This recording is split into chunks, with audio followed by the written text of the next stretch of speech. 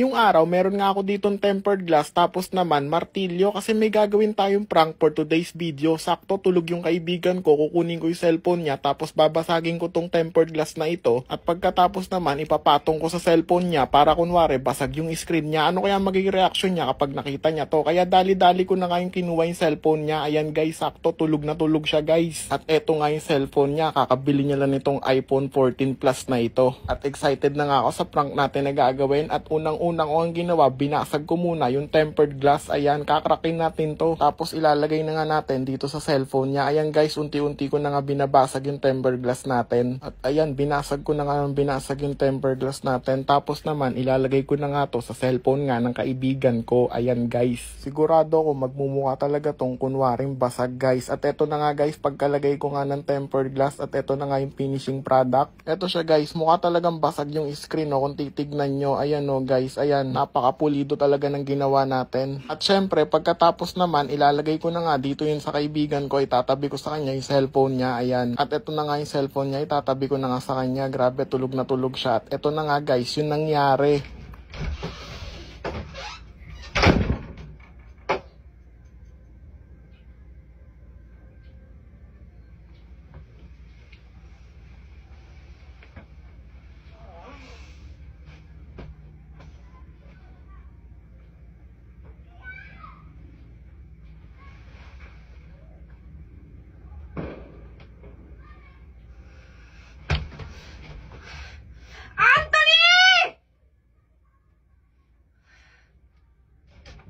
Bakit?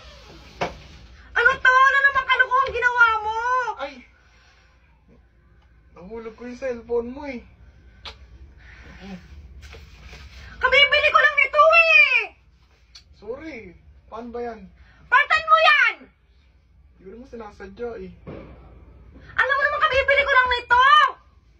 Wala nang natira sa sweldo ko, binili ko lang nito! Hindi ko naman sinasadya eh. Sorry na. Ang ganda ng gising ko sa'yo! Di ka nakakatuwa! Paano? Wala naman ibang gagawin, ikaw lang ah! Sorry, kasi, nahulog ko kanina eh. Sorry. Bayaran mo yan! Wala na akong pera. Ano ba Ano yun eh? hayaan mo na lang maging ganyan yan! Hindi ko naman sinasadya eh. Hayaan mo maging ganyan yan! So, anong plano mo dyan? Wala! Ang gagawin ko dyan, wala pa akong pera! Wala ka talaga akong pambayad dyan. Wala talaga. Kapal ng mukha mo eh, no? Huwag ka na magalit. Prank lang yan. Tignan mo. Oh. Ano ka ba naman? Tempered lang yan. Oh. Masyado ka namang prank lang eh.